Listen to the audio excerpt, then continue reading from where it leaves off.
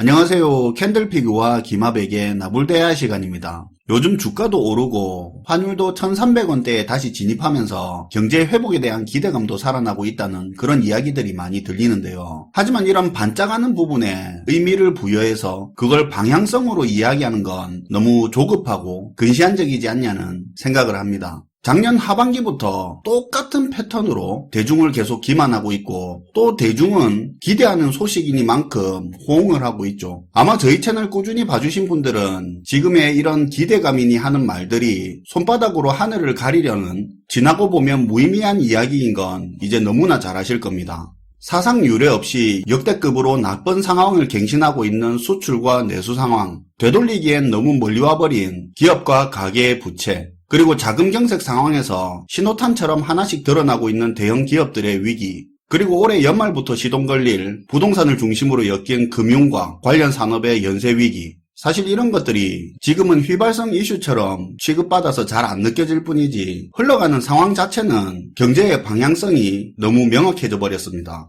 그런데 예전하고는 다르게 모순적인 모습은 이런 걸 대다수가 너무나 잘 알고 있으면서 아는 것과 생각이 따로 논다는 게 예전하고는 많이 다른 것 같은데요. 이런 부분하고 관련해서 오늘 김하백님 이야기를 한번 들어보도록 하겠습니다. 반갑습니다, 김하백님. 네, 안녕하세요. 우리가 축구 경기에서 승부차기 할 때 자주 보는 모습이 있는데요. 축구요? 네.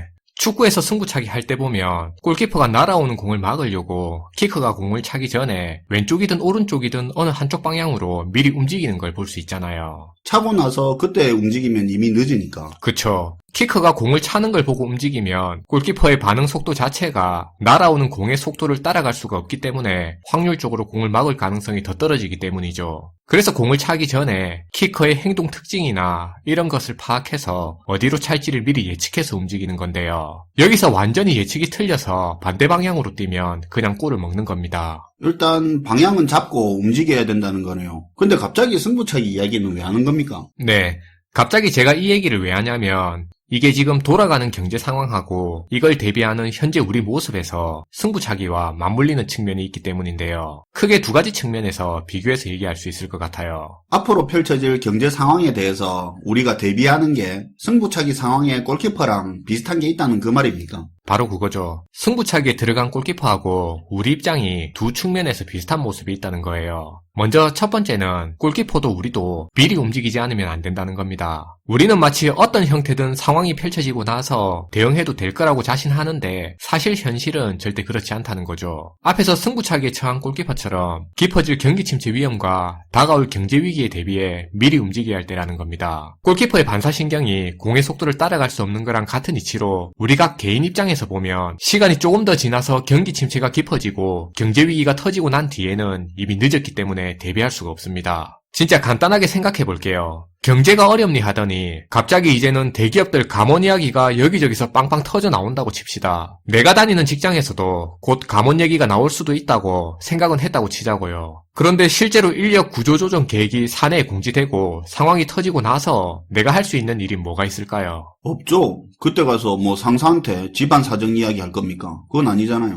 그쵸. 기업 가게 할 것 없이 전방위적으로 자금 경색이 일어나고 있다고, 현금 여력 충분히 확보해야 한다고 이제 와서 여기저기서 떠들어대는데 어쨌든 지금이라도 이런 상황은 대부분 알고 있다 이거죠. 근데 자기가 들고 있는 주식 지금 손해보고 있어서 지금은 팔 때 아니라면서 가지고 있는 경우가 대부분이죠. 경제 위기가 본격화되고 투자 시장에 패닉이 왔을 때 그때 가서 무슨 수로 현금을 확보할 수 있을까요? 그때 확 떨어진 주식 팔아봐야 현금 여력 훨씬 줄어 있겠죠. 그런 거예요. 우리가 어떤 경제 위기 상황이 터지면 그때 가서 대비할 수 있다는 근거 없는 자신감이 되게 강한데요. 실제로 일이 벌어졌을 땐 이미 대응할 수 있는 수단이 사라져버린 경우가 대부분이라는 겁니다. 사실 정부나 대규모의 큰 기업 입장에서는 경제 위기가 터지고 나서 물론 데미지가 크고 충격은 있겠지만 그래도 살아남을 수 있는 힘이 있습니다. 하지만 개인이나 개별 가게의 입장은 완전히 다르죠. 문제가 터지고 상황을 봐가면서 대비책을 마련하기에는 사실 경제적인 수단이 많이 부족한 게 현실입니다. 뭐 사실 지금 다니고 있는 직장 하나 잘려도 소득도 그렇고 대출부터 모든 경제적 수단이 스톱되잖아요. 그렇게 되면 이제 문제가 커지죠. 그래서 지금처럼 이렇게 위기감이 조성되는 시점부터 충분한 시간을 가지고 미리 댐을 쌓아놓듯이 미리미리 저축도 늘리고 현금 여력도 확보해 가면서 대비해 가는 게 정말 중요한 겁니다. 근데 여기서 질문요. 아마 듣는 분도 그런 생각하실 수 있을 텐데 위기다 대비해라 하는데 시간 지나고 나서 돌이켜봤을 때 이게 자산을 증식할 수 있는 둘도 없는 기회였다면요.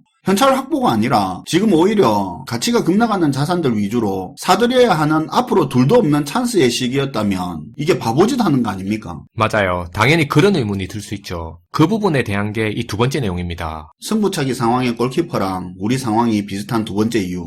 네, 이게 정말 중요한 메인인데요. 경제 위기를 대비해 미리 움직이는 것도 중요한데 더 중요한 포인트는 어느 쪽이 됐든 방향을 잡고 뛰어야 한다는 거예요. 앞에서 캔들피그님이 잘 얘기해 주셨는데 이게 진짜 위기로 이어질지 아니면 저점 매수에 좋은 기회가 될지를 우리가 어떻게 아냐고 했잖아요. 그쵸? 똑같이 골키퍼도 공이 날아오기 전에 미리 판단해서 움직여야 되는 건데 공이 오른쪽으로 가면 어쩌지 하다 아니다 왼쪽으로 올 것 같다 하면서 이렇게 오락가락 판단해서는 애초에 미리 움직일 수가 없어요. 그러다 보면 결국 미리 뛰는 게 아니라 공이 날아오는 거 보고 뒤늦게 움직일 수밖에 없게 됩니다. 그러면 확률적으로 공 막을 수 있는 가능성이 더 떨어지잖아요. 그게 문제라는 거죠. 골키퍼가 오른쪽이냐 왼쪽이냐 한쪽을 선택하고 뛰어야 한다면 우리도 결국 회복이냐 더 깊은 침체냐 이 두 가지 중에 어느 한 방향을 정해서 뛰어야 하는 상황입니다. 미리 안 움직이는 것도 문제지만 더 최악은 한쪽 방향을 정하고 뛰었으면서도 다른 한편에서 또 반대쪽을 생각하는 거예요. 경제가 앞으로 안 좋을 거 맨날 보고 동의하면서 또 바닥이니 매수 기회니 그런 두 방향을 이야기하고 있는 거예요. 그렇겠네요. 그렇게 되면 방향 판단을 올바르게 해놓고도 골을 못 막는 상황이 생기겠죠. 맞아요. 솔직히 말해 특별히 많은 자산을 가진 사람들을 제외하고 우리 일반적인 개인들은 방향을 제대로 설정하고 뛰었다고 해도 사실 대응이 제대로 될까 말까한 수준입니다. 지금 방향을 굉장히 잘 설정을 해야 하는데요. 방향은 회복이냐 더 깊은 침체냐 이 둘 중에 하나입니다. 이 방향을 어떻게 잡느냐에 따라 우리가 지금 하고 있는 소비, 투자, 소득 활동 등의 이 모든 경제 활동의 컨셉이 다 달라지게 될 수 있다는 말입니다. 예를 들어 지금 많은 사람들이 쉽게 생각하는 것처럼 지금은 금리를 올리지만 곧 물가가 잡힐 거고 그럼 다시 금리를 내려서 회복하는, 그래서 여기서 조금만 더 버티면 예전에 저금리 시절로 돌아갈 수 있어서 상황이 나아질 거라는 그런 전제면 오히려 지금 공격적으로 투자를 확대하고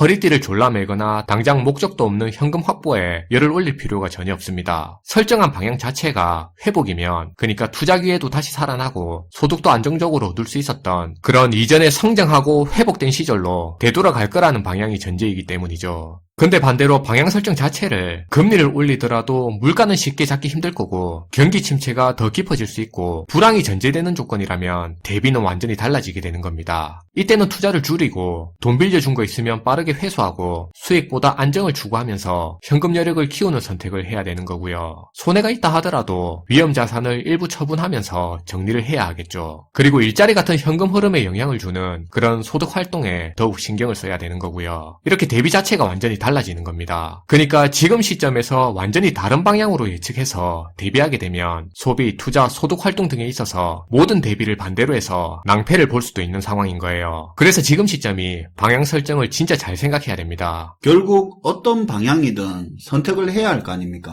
그쵸. 골키퍼도 한쪽 방향을 선택할 때 무턱대고 그냥 뛰는 게 아니잖아요. 상대편의 전략이나 키커들의 습관, 공을 차기 직전의 디딤발 위치까지 이런 것들을 다 생각하고 뛰는 겁니다. 그럼에도 골을 막는 게 그렇게 쉽진 않죠. 하지만 경제 문제는 좀 다른데요. 경제가 흐르는 큰 흐름의 방향 자체는 그렇게 쉽게 바뀌지 않는다는 겁니다. 오히려 승부차기 예측보다도 더 쉬울 수가 있는 거죠. 근데 여기서 힘든 건 본인이 원하는 방향은 명확한데 그 반대로 뛰는 게 정말 쉽지 않은 겁니다. 그렇죠. 경제 위기를 바라는 사람이 어디 있겠습니까? 그러니까요. 그러다 보니까 자신이 어느 쪽으로 뛰어야 할지 알면서도 머뭇거리게 되고 뛰고 나서도 또 반대편을 쳐다보게 되는 거예요. 위기를 준비해야 되겠다 생각하고 가진 주식 현금으로 다 바꿨는데 또 주식시장 움직이는 거 보니까 내가 잘하는지 맞나 이렇게 흔들리는 것처럼요. 그쵸. 언론 보도를 보면 지금 드러나고 있는 상황을 예전에 IMF 사태나 2008년의 글로벌 금융위기처럼 그렇게 생각하는 경우가 되게 많은데 사실 그때랑 지금은 확연히 차이가 있습니다. 지금은 실물 경제가 급격하게 붕괴되는 과정에서 주식과 부동산 등의 이런 자산 가격 하락이 동반되고 있는 거고요. 예전 당시에는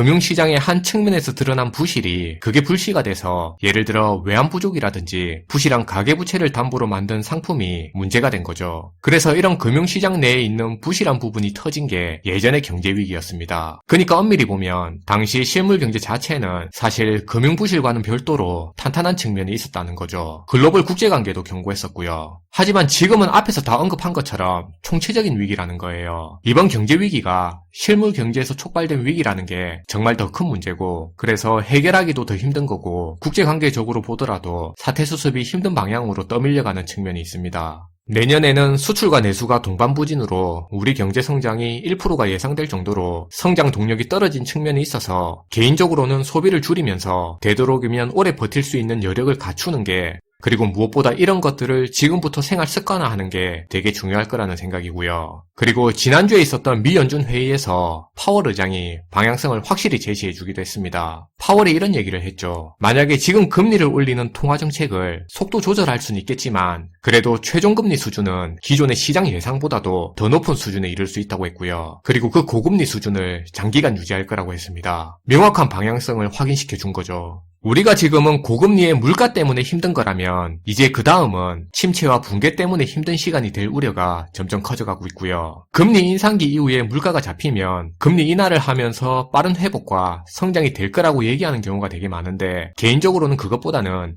침체가 굉장히 심각한 수준에 이르고 난 뒤에 그 침체 때문에 겨우 물가만 잡히고 그 이후에 다시 본격적인 침체기라는 후반전이 진행될 가능성이 높다고 생각하고 있습니다. 그 이유야 국제사회, 경제 시스템, 정치 사회 분야로 3년 내내 책을 써서 내야 할 만큼 다각도로 다뤄왔죠. 그게 하나씩 지금 순차적으로 현실화되고 있는 거고요. 개인적으로는 지금 언론 보도에서 제기하는 침체를 넘어서 우리가 과거에 겪었던, 책에서만 봐왔던 그런 불황들을 직접 몸으로 부딪혀야 되는 그런 시기가 올 가능성이 높다고 보고 있습니다. 네, 오늘도 잘 들었습니다. 김하백님. 네, 감사합니다. 오늘은 우리가 앞으로 경제 상황에 대비하는 자세를 승부차기 상황에 놓인 골키퍼에 비교해서 이야기를 해봤는데요. 어차피 일이 터지고 대응하는 건 어렵고 회복이 될 거냐 아니면 더 깊은 침체로 빠져들 거냐 둘 중에서 방향을 확실히 정해서 투자, 소비, 저축, 대출 등 모든 개인의 경제 활동을 그 방향에 맞게 미리 맞춰야 한다는 게 핵심이죠. 그리고 그 방향을 결정했으면 다른 방향을 쳐다보지 말아야 하고요. 지금 시점에서 필요한 이야기지 않을까 해서 준비를 해봤는데 도움이 되었으면 합니다. 시청해주셔서 감사하고요. 지금까지 캔들피그의 이런저런 시간이었습니다.